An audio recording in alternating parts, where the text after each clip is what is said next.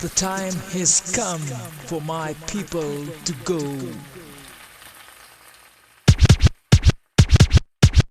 I'm not a queen, I'm a servant of the people.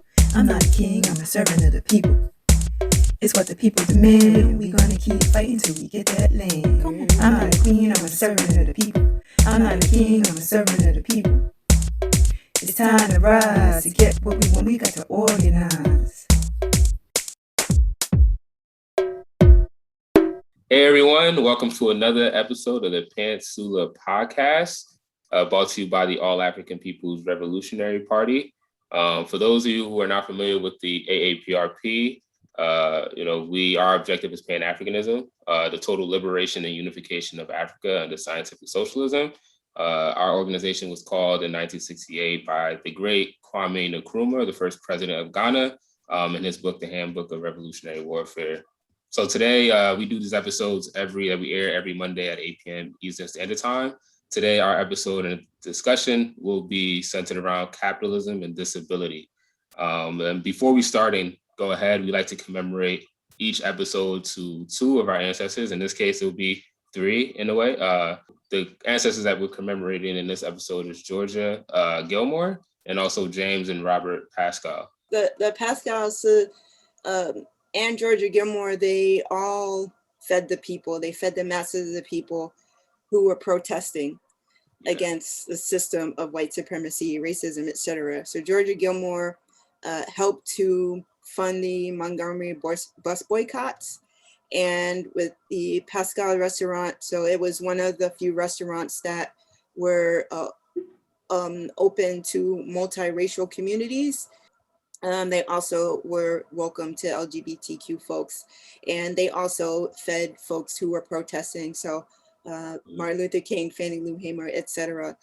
I think it's really important to look at organizing not just as people who are at the top, but people who fed the people who took care of children, people who did things which are considered mundane in everyday life, because organizing, people love to romanticize it, but every single piece fit together is how you create organization.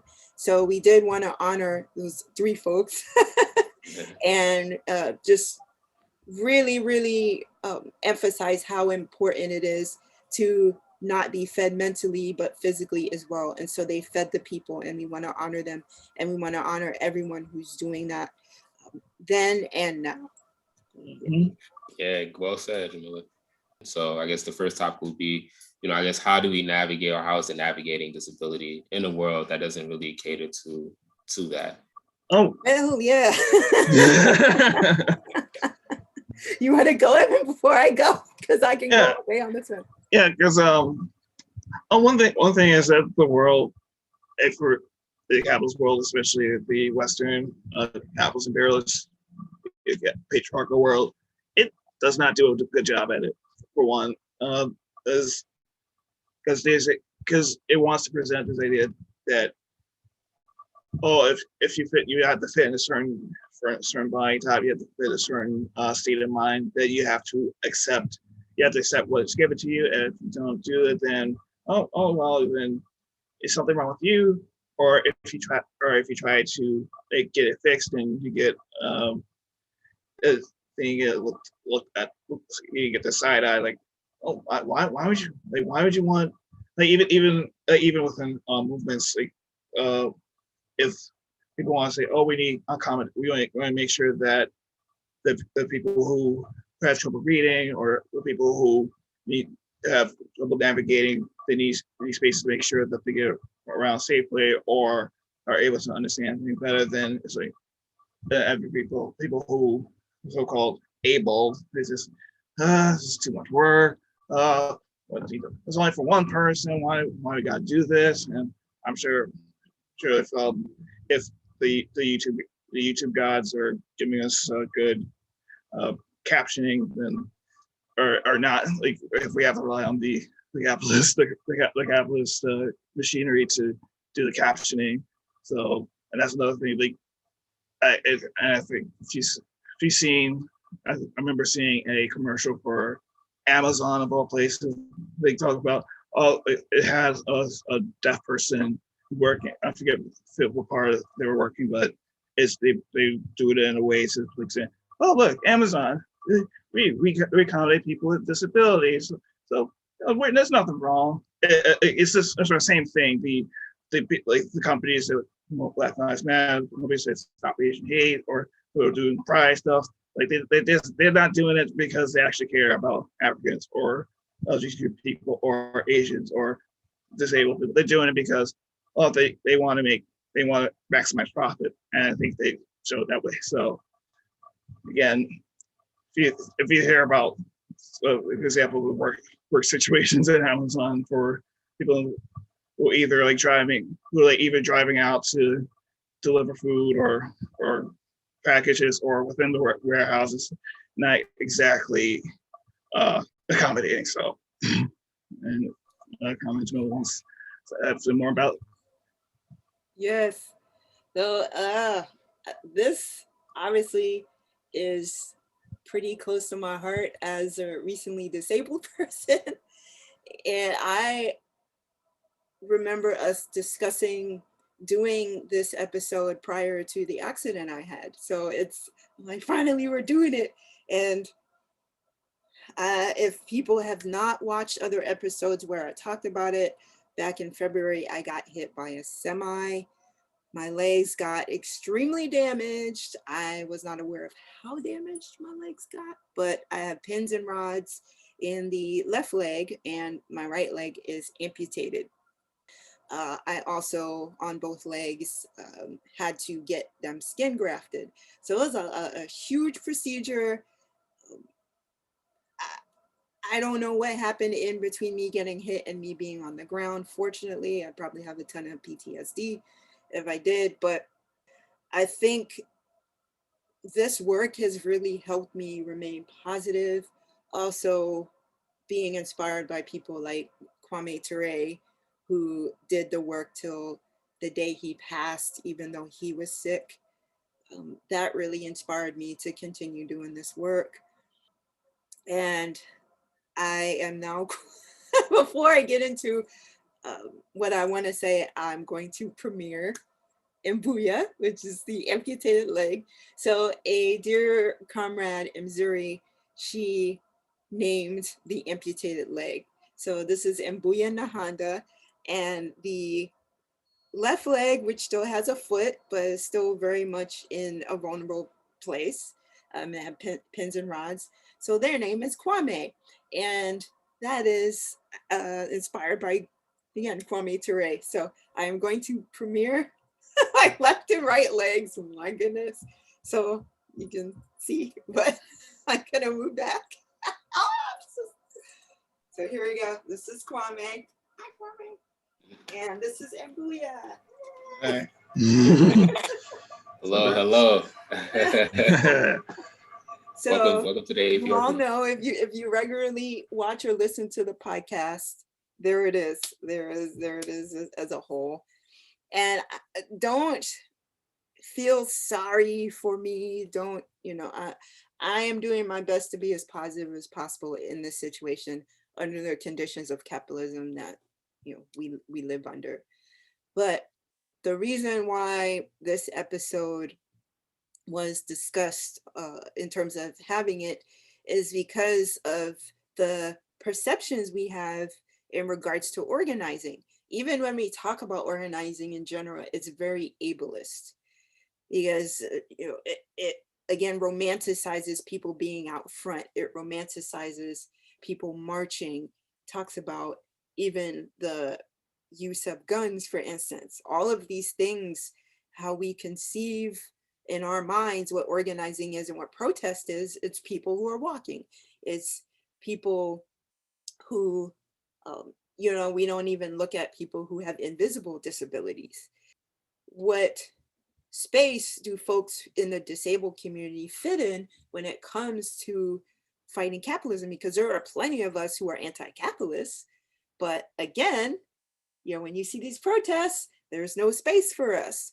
There's no space for people living with depression. There's no space for people who maybe have MS, who have Parkinson's, who are on the autism spectrum. There's really no space in terms of a conversation of that. And so I felt this was a space we could do that. And again, as a person who literally is in the disabled community, I think that this is a space to do that in mixed company, if you will.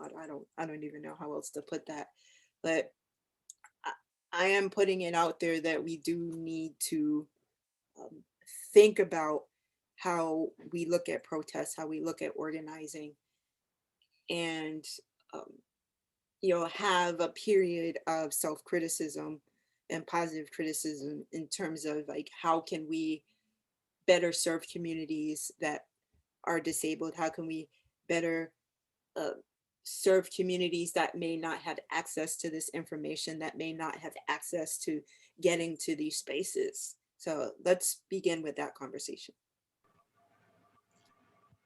Yeah, I think another point was in the section of making sure that organizing is accessible is all with regards to I think disability and especially in populations who like you don't really think of being part of organizing, either like we got the elders and the youth, especially there's a part there's also that perception of all these youngins who are just like don't have a care in the world, they're organizing, but what about those who are older? Like, of course, like they're struggling against capitalism, as the way that whether it's a job that thinks that they don't have anything useful to do, or like for regards to family dynamics where they think, oh, if they're older, then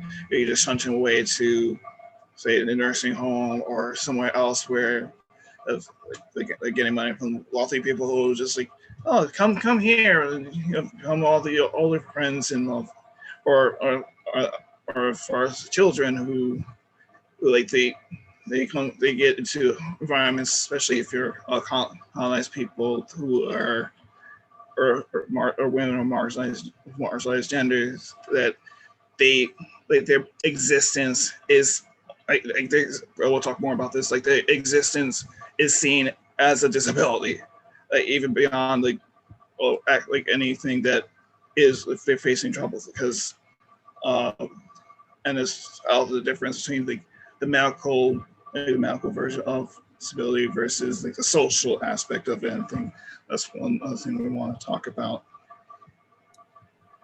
For sure. Yeah. I think it's just crazy to think in this world, like, I think we just automatically make assumptions and assume, and that everyone is, like kind of what you were saying earlier, Jamilah, like this world is very ableist. We just assume, okay, everyone is going to have all their limbs, everyone is going to be mentally stable, and so forth and so on. But I think we have to do more work to ensure that we account for, that segment of our community at the end of the day, because they're still our people. So and they still can play instrumental role in liberating Africans. So I think we always got to account for that.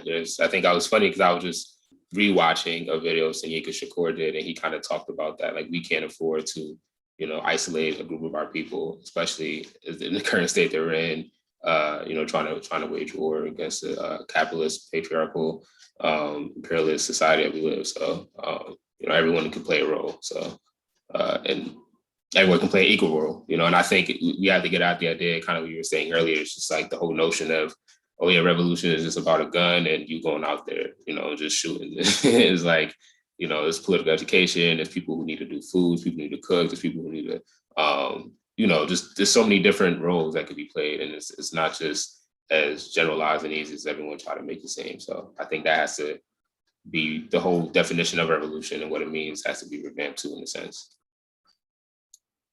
Yeah, and what you were talking about and what Evan was talking about in relation to various identities, various genders, and this idea even, I don't think people would necessarily call it ableism, but this idea that if it's not this framework of race first and then all the other things can be served later, it's leaving out this idea. Again, we keep talking about how marginalized genders, women, trans folks tend to be at the front lines of the struggle. And to say those things could wait, to say that, and even folks in the disabled community, many who are in the trans community, many, so to say, to not have that intersection, and again, me being an African woman who is disabled, that's the intersection of identities right there. To look at organization, to look at protesting as something which is heteronormative, to look at something which is ableist, as you're saying, and what Saniq Shakur is saying is, no, there are people, if we're going to be dealing with all African people, we have to deal with all African people. And so to say, we have these things, you go over there, you have these problems, like we can't use you in our photo ops, we can't do this, like you are literally in our way. Like we need our men to be first, then women behind, and then everyone else. That's ableism, if you want, I don't know what else to call it. And to even utilize organizing and protest as a means to have a photo op.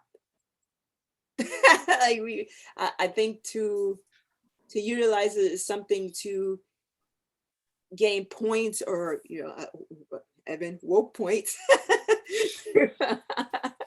to utilize it in that way, we have to again reestablish what that means. And I know there are people in the African community who do use it in that way, but let's flip it this way, using folks in the disabled community or in our various marginalized communities, and using protest as a means to gain woke points. Like that is definitely a capitalist move. So let's discuss that, how folks in the disabled community are being used as capitalist tools, and as you were discussing earlier, Erin, like just talking about diversity, but using it in a way to generate a profit margin. Yeah. Oh, go ahead, David. Yeah. Oh, one thing that made me think is how you talk about the use of disability as something that can be like commodifying, capitalizing. I think I was mentioned earlier about the use of the Amazon example. Also, we see, if you've seen some reactionary becoming leadership example, if you see, say, Greg Abbott in Texas, or Lenin Moreno, President Ecuador, for example, they're both disabled people. They're both disabled, but at the same time, they implementing policies that are pretty much not disability friendly. Like implementing privatization of services, or making it so that the market will solve everything. This market will do this. The market will the market. Yeah, the free market is a wonderful thing, really. But and also you talked about inclusion, how often a disability is not only sort of the contradictions of disability, either used as sort of feel you talk about, you want people to feel sorry for you, like how often disabilities are used as this is sorry for that, I feel so bad, but yeah, you were talking about earlier, that capitalism in itself has caused so many disability. Like it's a cause of it, and it also does the work of making it so that the people's reaction to it is deemed as something that's wrong. And you get to the flip side of it, the eugenics movement is all about making sure that our society is healthy, we have strong people, so blah blah blah, and instead of making sure that people are able to eat, clothe, so on. We have He's just like, you know what? Not a problem. We'll just get rid of them, or we just make sure we don't produce them. So, yeah, he talks about all these systems again. It's like anti-collective work. Yeah, I think that those are great points because you see that capitalism in itself, like you said, it creates a lot of these, mental, disabilities or just, things like depression and things of that nature. It's like, they try to make it seem like, corporations are, we're inclusive and we include these, all these things. And if you're dealing with depression, we can help you and stuff. But like, ideally they really don't because, at the end of the day, the main motive of the system, as we all know on this call, is, profit. So, obviously they're doing that as a means to seem like, oh yeah, there's some humane organization that they care about people. Really, they just care about lining their pockets at the end of the day. So, they may do some small things for people with different corporations. I know it varies at different levels, the more profit organization have, they may be able to like set up those, oh, we have this little session for you guys, we can do that. But really, they don't deal with the root cause of a lot of these like mental disabilities and things of that nature, or really don't really cater to them as much as they should be done. Even in the sense of like, instead of just saying, oh, I have this little session for you, why don't you just like give us less hours or like, not work us to death, exploit our labor and things of that nature. So obviously they won't deal with the root of that. They just want to, make it nice and pretty for everyone to see, to be like, oh yeah, that's a good organization. They brought a psychiatrist in this one time and, helped us out and, we never seen them again or something like that. So yeah, it's all performative at the end of the day. So it doesn't really deal with the root causes of what people are actually going through or disabled. Yeah, on that end, I was thinking a lot about the market or consumerism, just the capacity. I'm just thinking of in terms of accidents. And yes, I got hit by a truck, but even I got hit by a truck on my bicycle. The lack of facilities in a lot of cities, bike infrastructure, the lack of safety measures to protect cyclists, to protect pedestrians, and the increase of infrastructure for cars.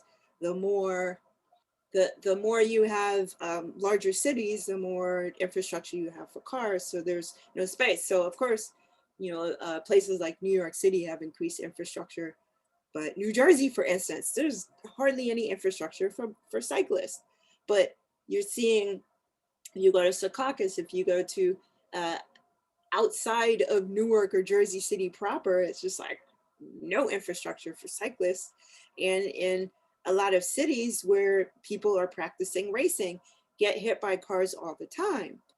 I'm just thinking a lot about how, when you're saying, give us less time for our jobs or whatever, and things like cycling, things like relaxation, things like enjoying simple things like riding a bike or walking, there's not a lot of space to do that when you're coexisting with cars, when you're coexisting with a market that feeds off of it and needs these trucks in order to ship different products or whatever.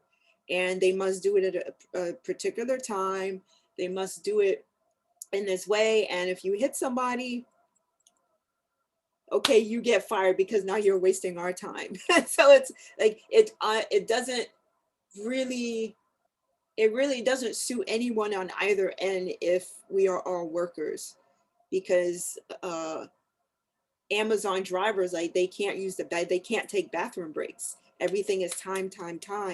And so if the market suits that sort of life where there's no accountability if you hit somebody, or I'm just thinking about it a lot on that end, where capitalism really, like if there's an accident there's really no space to deal with that time. Like a lot of it's hit and runs. I have to go to my job, or I don't really care. And so there's a lot of that. And then of course, on the hospital's end, what if you don't have insurance and you got in an accident? You got in a major accident where, you might have had a spine injury. You might have been paralyzed from the waist down.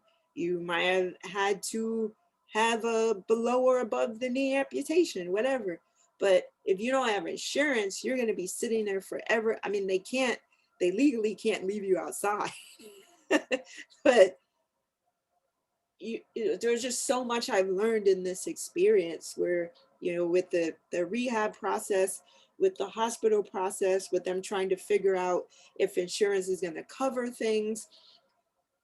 None of this, like the system that we live under is not suited to taking care of our health unless someone can have create a system of profit.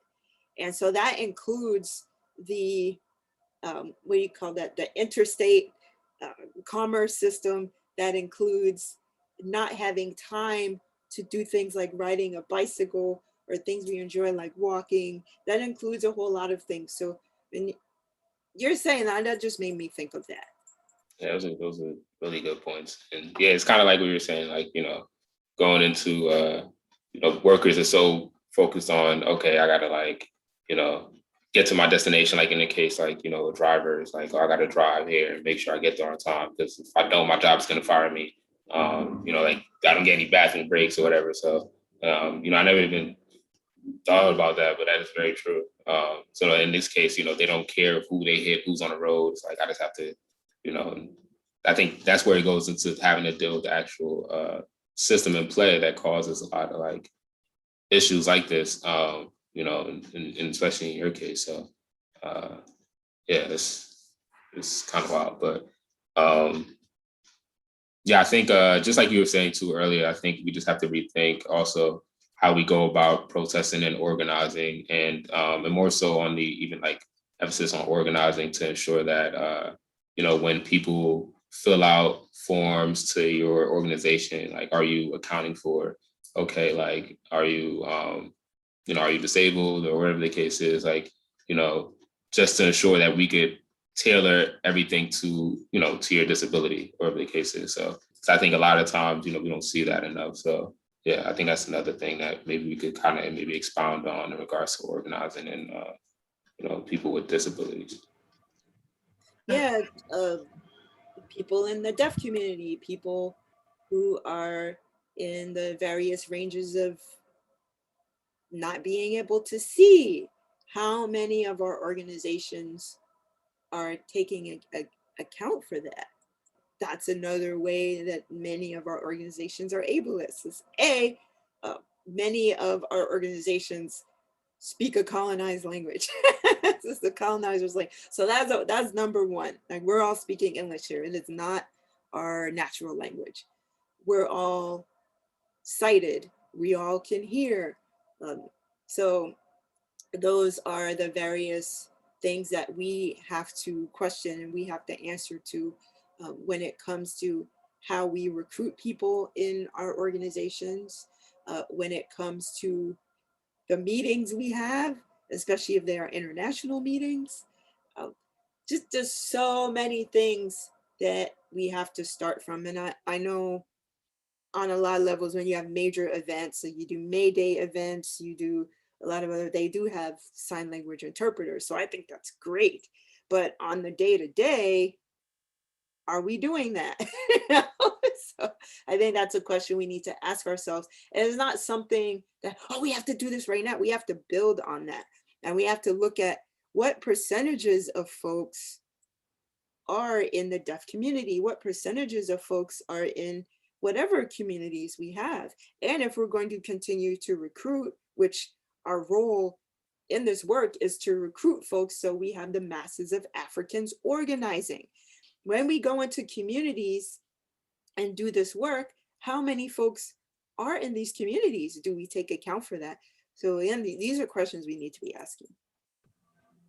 Yeah, it makes me think of like, we have a work study process and we have people read and stuff. And it's like, people who are blind, maybe we should like link into like more audiobooks or something like that. And, it's like, I haven't looked at the numbers, but I know they're not like an overwhelming part of our population, I would imagine, but we still, we want to cater to them. So maybe at some point, maybe we could bring that up internally, and, or for any organization that doesn't cater to that, maybe that should be a topic that comes up, because, who's to say, they still need political education too. It's not like, because they're blind. It's like, oh, well, we're just going to leave you be. You don't need to, you know, yeah, you have to account for them too. So it's just a thought that came to mind when you were saying that. And another point, it's not even a matter of like, a cater. It's just the fact that it should be how it is. Like, the fact that people, like, if the like, even though we do like talk about the way in which capitalism, like, it is responsible for a lot of disability, as well as the subsequent lack of care afterwards. Like they have, like, we do have to admit that they do make some efforts to like cater, like we mentioned earlier, talk about automatic closed captioning, or you talk about translation, or like audio visual enhancements, especially with regards to technology, and also, and it's funny they talk about like how technologies help in some manners, but there's also the contradiction there, in which a lot of both the collecting and purposing of technology and subsequent disposal of technology does cause like some illness and issues with that. And one book that we mentioned before, we talked about night vision. It talked about the extent that especially women in some of the global south and colonized nations, when they're working with the microchips for you to like for your desktop, laptops, so on, they develop they develop like complications from that. That's from one, and of course the amount of e-waste, like causes like pollution. Of course, the mining of the coltan and the titanium, the gold, so on, that causes that. And another point I've seen, like, I'm not sure if you've seen from time to time, is the idea that revolution is somehow, like, I know we talked about how revolution organizations do need to do a lot better, like do better as far as making sure that what we have is accessible, and not only for as far as the theory, but also the material needs. When you hear of some disabled folk that somehow revolution like in itself is ableist, so what do you think of that? Yeah, I would argue more it's the way people talk about it, because revolution is ongoing, and that includes everyone, regardless of our life's experiences. But yes, when people discuss revolution, again, it is heavily romanticized. It is looked at as a singular event, the way people talk about it. And so, again, I definitely agree that revolution will not be televised because it's happening every day. But to look at it as a singular event, that once again means you have the ability to go out there and do it. And we have to change our concept of what revolution is. We have to not look at it as this thing which is destructive, because again, that is what people look at when they talk about revolution, just like how people look at anarchy. Oh, it doesn't have a structure, it's destructive. No, anything that is going to fight a system of capitalism is going to be structured in one way or another. That's how you're going to succeed. So revolution also has to be structured. It has to be organized. And again, when people are talking about, the revolution has come, like, that's what people think of. But again, the Panthers were participating in a process of revolution. It just wasn't this singular event. So I think that is what it comes down to. The concept of revolution, we have to really rethink, we have to reestablish, because it is something that happens every day of our lives. Yeah, it's really just like transforming society, just that's the emphasis. I think that's the emphasis that needs to be placed on it, instead of just like, the picture with people with guns and stuff like that. And like you stated earlier too, it's not just one event, because there's still going to have reactionary forces there. So it's ongoing. That needs to be fought, because capitalism has been around for centuries. So that doesn't go away with, you just engaging in guerrilla warfare. One time, you have to ensure that there's going to be encroachments on your democratic or social society that you're bringing about. So you have to always account for that as well. So and with that, our disabled folks will definitely play a role in that. So there's roles that have been played like in the different colonial struggles that doesn't get talked about. Outside of just like cis hetero men, as well. Like, women played an instrumental role, the town folk, so forth and so on in different arenas. So people in the marketplace and stuff. So I think disabled folks that just probably is, played roles in there. And if you think about it, when you think about like people engaging in our struggle, or like that whole notion of like being on the front lines, people lose limbs, so they become disabled folks and stuff too. So do we just forget about them because, they've said, they put their lives on the line. So, I think that has to be accounted for as well.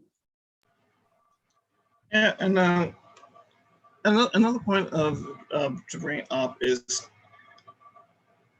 that, and like if we talk about the organization of certain revolutions, that like we do have to take care of, like we talked about with the ancestors, you have to take care of the material needs, and if that's whether someone's disabled or not, like if you don't take care of the material needs, regardless of what sort of ideology or what sort of practice strategy you put out, you're gonna fall short. So it's always the important thing to point out there. And another way talks about people being out in the front lines, like the fact that we're speaking, not only just speaking in a colonial language, but the fact we're speaking, period. There's people are like when we think about revolution, we think about people like, we have to organize, we got that, but like some people, like I know, I felt like I have trouble speaking about, and I'm not even speaking, and that's not even talking about people who, like, if they're deaf or if they have some developmental, if they're maldeveloped or undeveloped, that they have those trouble speaking or some kind of, so like you have to make sure that those who have that they not feel like just because they don't have Malcolms or Kwame Ture's or like Andy was like straight out honesty, like if they don't have the speaking voice, whether it's they've gotten this so-called proper education or if they just something physical, mental with them, that they have a voice even if they don't have like actually voice, like sound waves coming out from their mouth. Absolutely. I think the crux of this whole thing is in relation to socialism and communism. It's about needs versus abilities. And so if you're focusing on revolution in terms of people's abilities, you are always going to have an ableist perspective, and you're always going to have a transactional perspective. You're never going to have something that's relational. Like, what can you do for me in this revolution? It's like, well, again, as we mentioned in the beginning, every single person contributes to this movement. So why can't you go and learn sign language? Or why can't you go, wow, this sister is out there in the front lines, you help take care of the kids, or you would help to just participate in a way where everyone's needs are met. And so that could be physical, that could mean, helping to push someone's wheelchair if they need that. That could mean, interpreting sign language. That could mean reading for someone. That could mean any number of things according to need, not ability. And so we have to be able to practice this, and we have to be able to live this. And again, revolution is every day. That's also internal. So you have to deal with our internal struggles. Like what privileges do we have that we're not even thinking about in this conversation? So again, this is a process we have to deal with every day, and this is something we have to say to ourselves every day. It is about needs and not abilities. And capitalism promotes the abilities. It's about meritocracy. It's about what can you do? Even what Jeff Bezos, he talked about the work-life balance, being like, oh, whatever. That's like, we shouldn't be promoting work-life balance because like our lives should be circular in relation to our jobs. So it's like, wait a minute. So that's definitely talking about one's ability. What can you do in order to create profit for someone like Jeff Bezos? Like if you were not able to physically perform a task, you were not needed at a corporation like Amazon.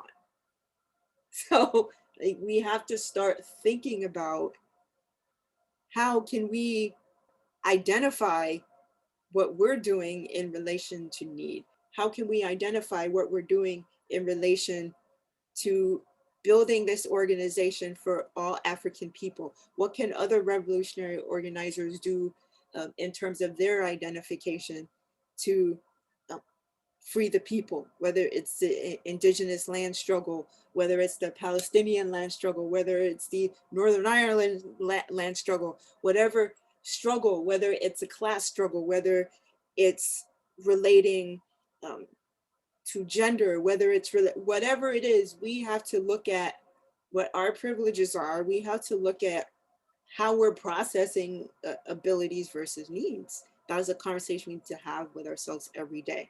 And even I'm saying this, yes, I am a person, and I, I'll talk about this after I hear from y'all if I remember. But even as a person that does struggle with now saying I'm in the disabled community, what does that mean for me? Because I know that I still have certain privileges.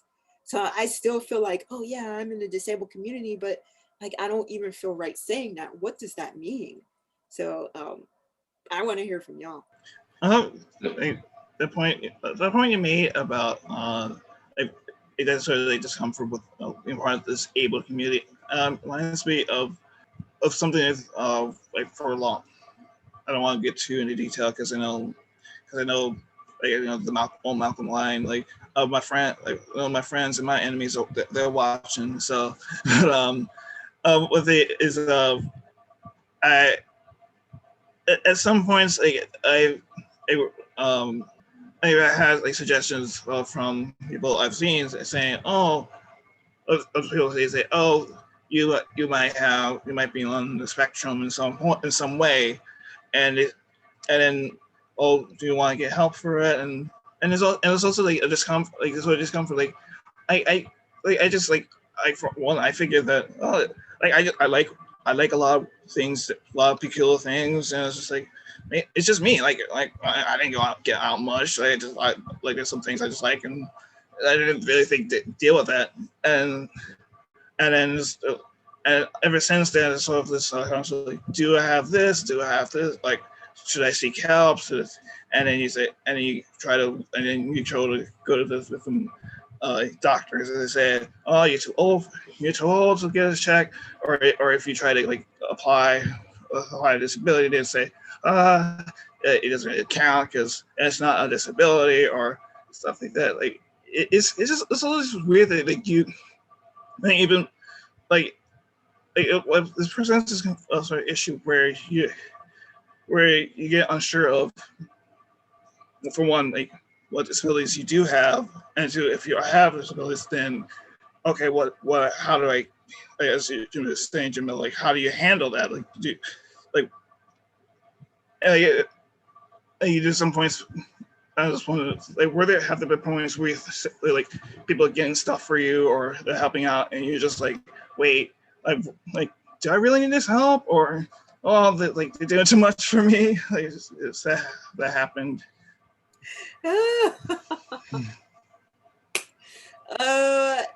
It occasionally happens, but not too much. I haven't been out in the world too much yet. It's still a pandemic, and also I've been in hospital/rehab. So I have occasionally had people, oh, can I get that? I'm like, no, I'm fine, no, I'm fine, no, I'm fine. But yeah, again, I think people are being really sincere. I don't think people are being malicious at all when they're trying to help you.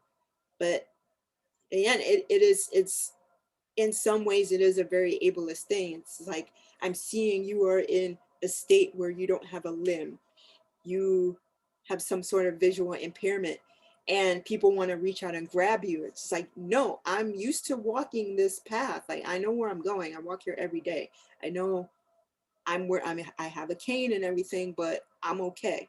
Or, you don't have to push me. Or so, yeah, it's a very weird thing. And another thing I noticed is that since I am now an amputee, people are really, really nice to you. They're like, how are you doing? Hi. It's weird. And so I feel like that's another thing where people just feel sorry for you. I've heard people say, thank you for your service. No one has said that to me. I hope they never say that. Because it's assumed, oh, you're young, so you've obviously been in the military. And another thing, people do assume in many cases that one who is an amputee is diabetic. And I guess the majority of people who are amputees are diabetic. And so, yeah, that's really interesting. When I was in the hospital, I would tell people, oh, I got hit by a truck. People, oh, I thought you were diabetic. Like, and, I don't think there's, that makes you a lesser person if you're diabetic. It's just, I think just don't rush to assume. Don't assume someone's condition based on your experiences. So I think that is the issue, and just people being extra nice because, oh, somehow you're missing a foot or a leg. I'm going to be nice to you. So it's just treat people with a sense of humility, treat people with humanity. And I think we'll get very far that way, especially, I think we're trained under capitalism to do that, to be like, oh, I'm going to be really nice to you, whatever. And obviously, you are weaker than I am because you don't have a limb or because you cannot see, and so it's still this hierarchy again of abilities, and we have to rethink how we look at that. And so I think, I don't necessarily have a problem with people being extra nice to me, but I understand why it's happening, and therein lies the problem. So we really must cease this hierarchy of abilities, because we all have something to contribute, especially when it's fighting the system. And if we don't celebrate that within each other, then the system is going to remain. And so, yeah, that I hope I answered your question. Yeah, definitely. And it's funny you're talking about people who thinking that you're diabetic. And I think another point is, again, something I should point out the way the capitalism works. That something that's sort of fast, interested me was about sort of diseases of diseases of poverty and diseases of wealth, that especially in the imperialist core, that one thing that's obviously not the case for every type of diabetes, but for certain type of diabetes, which related to the manufactured food and stuff we eat and the lifestyle we have and so on.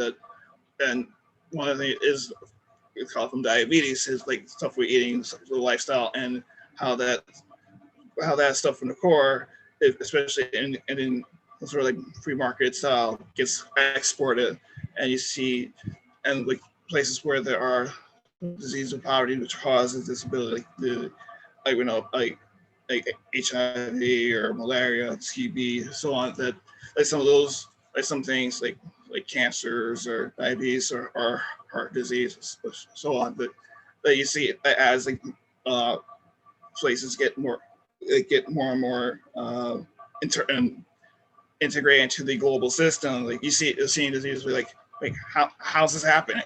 And again, like understand what their system works. You understand, like as far as humility, not understanding that both making sure that that people are still seeing each other as human, and also understanding that it's that I think another point is how like another point as far as disability is like how sometimes that you get into this point where you think it's your fault for somehow that, oh, if I didn't do this, or oh, if I did this, then but you see like all this is going on. It's like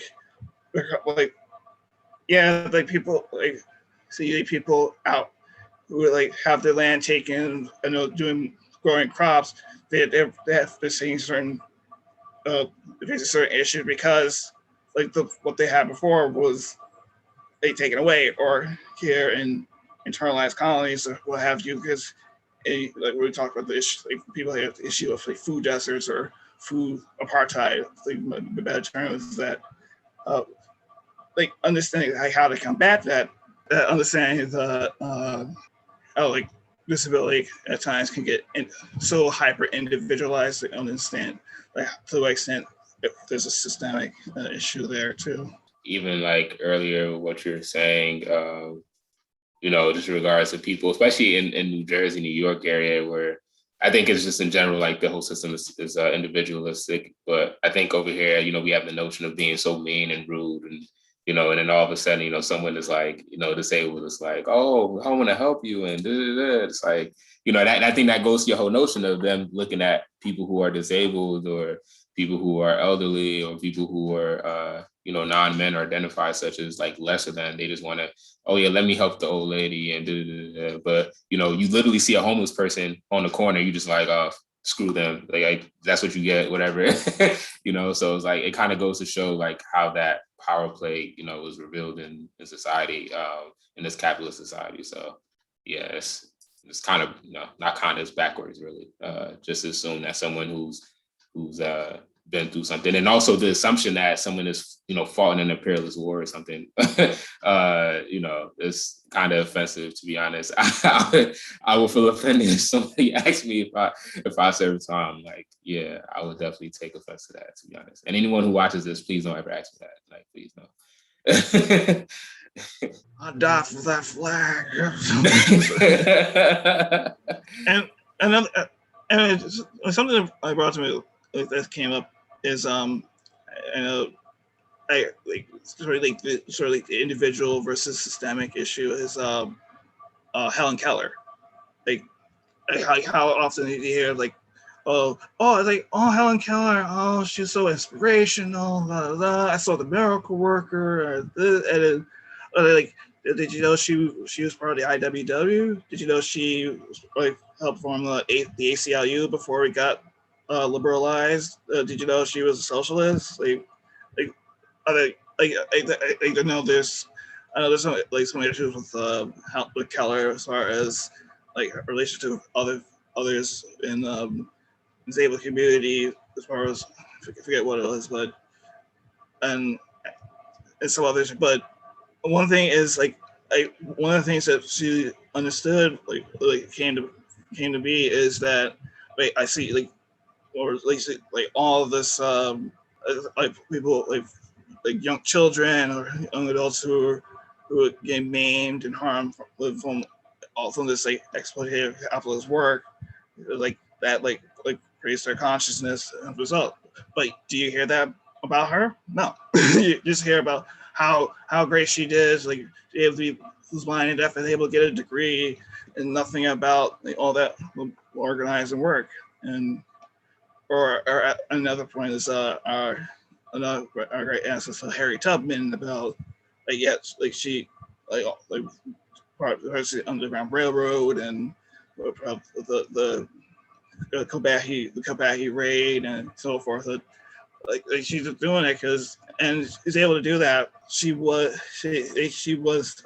think she's like suffered some, like, I forget if it was seizures or like some like brain injury or something.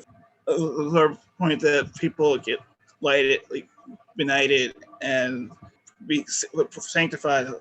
Like, yeah, they have to deal with this too because they have to still part of the system, and or it's just like some people get like the exploitation or domination like gets to them, but they're able to go through it. So to answer your question, Harriet Tubman began having epileptic seizures at a young age. thank you. I think around the age of 12. Okay. Is there any last comments or words you guys have in regards to this topic? I think that, again, just repeating, we need to honor each other's humanity. We need to be working to serve the people and assure that everyone's needs are met. We need to stop looking at things in organization. We need to stop looking at protests in relation to hierarchy of abilities. We also need to rethink wherever we are on the physical spectrum, we still need to rethink how we look at disability. And it is okay to use the word disabled. I'm just putting it out there. I know people are like, can I use that? Yes. It's okay. But we just need to honor each other's humanities, especially if we're fighting capitalism, because capitalism encourages us every day to individualize our experiences, even as disabled people. And, you know, we're going to play a Prussian Olympics here. We're going to do this. No, we need to understand that this is a system at play which is against humanity in and of itself. So that's the way we need to organize. And we also need to join an organization if we're going to do that. We need to fight this system, because this system is fighting even harder right now, because the system understands that it is on its last leg. So we really, really need to galvanize. We really need to have an understanding that no one should be left out of this struggle. Yeah, I think those are great points. And I guess I would add, like, you know, who are you to say someone doesn't deserve freedom? That's African, right? Like that's it's kind of what Jenifer was saying too in this video. So, you know, I think we always got to account for, you know, all Africans if we're really trying to be, you know, democratic, and we call ourselves socialists and progressives, and whatever the case is, whatever terms you want to use. You know, I think that has to be accounted for, especially if you call yourself Pan-Africanist, because Pan literally means all. So you can't say you want to segment a group of our people and say, you know, we just need this group of people to get liberated and screw everyone else. You know, I think that's not viable. It's not a viable solution. You know, the system is inclusive. You know, obviously, you know, we talked about it and more so like, you know, how corporations use it to weaponize to just like exploit labor. But I think in the sense of looking at it dialectically, you know, look at the CIA, they're understanding, you know, they're recruiting Africans, they're recruiting, you know, probably even trans folks and stuff like that. You know, they're inclusive because they understand that, hey, we need people to organize to keep exploiting people and, you know, overthrow governments as well. So, and do coups and stuff. So, yeah, I think we need that as well. We need to be inclusive to all of our people, because we need, you know, after the state understands that they need as much people as they can, and we need as much people as we can to fight against these systems in an organized fashion. So yes, join an organization, just as Jamilah stated, fighting for justice, especially, you know, all Africans and, you know, people, especially, you know, disabled and so forth and so on, trans folks and queer folks, all you guys, everyone. Join an organization, fight for justice. Guys and people who don't identify as guys, yeah. Oh yeah. So yeah, sorry. and another point is, as we talked about before, the extent of positive criticism, self-criticism that I know with this stuff I'm sure we left out or might have missed up. So again, always welcome for that criticism. Principal criticism. They don't just be like, oh, you said something about the troops. Like if it's that, then okay. But like if it's an understanding of of ways of handling evaluate these contradictions within organizations or such like that. Like we're open to that, and also like again, humility is like I think in a lot of cases like humility is something that is seen is for whatever reason seen in a negative manner, and it makes it seem like it's seen as weakness. I don't think it's not weakness if this humility comes with a understanding of embracing principles and so on. Like, it's okay to like understand, like accept that there's some things that I didn't know. There's some things I didn't know before that I know now. I'm sure there's some things I don't know now that I'll learn about and try to incorporate. And again, it's always keep on moving and join an organization. And if you don't join, you'll see the website for the A-APRP down below. And in the end, if you're African, feel free to go to the website and join, or any of our allied organizations. Also, check out other podcasts for our comrade Shakura and Ajamu on Sundays. So there's New Mexico chapter. They have theirs at 2 p.m. Mountain Time on Thursdays. These are the monthly Revolutionary African Women podcast, as well as the Forward Ever podcast. We want you to listen, interact, and so on. But we also want you, we're part of a work study circles. So the part is not only to study, but work too. So Absolutely. Just sitting around reading a book by yourself, that's great and everything, but in order to really grasp the concepts, it's important to study with other folks, because that is how you build your analysis, that's how you fine-tune your analysis, and that's how you build organization and do this work. Because reading by yourself, you have all these ideas by yourself, and you're going to keep that with you? That doesn't make any sense. You can't call yourself a revolutionary if you're holding it all in by yourself, can you? So participate. There's so many people, not even in the A-APRP, that I'm seeing participating in work study processes. It's growing because people understand how important this work is. There's so many online work study groups now on YouTube and so many other places, because this work is important. And we're all going to build together because we understand there is that common enemy. And that common enemy is, again, on its last leg and working even harder to make sure this work doesn't get done. So we have to work just as hard to make sure this system is done away with. So let's do this together. Join an organization. If you don't want to join the A-APRP, join another organization. But what is important is that we are doing this work. So we want to invite you to join work, participate in work study, and here we say forward ever, backwards never. Forward ever. forward.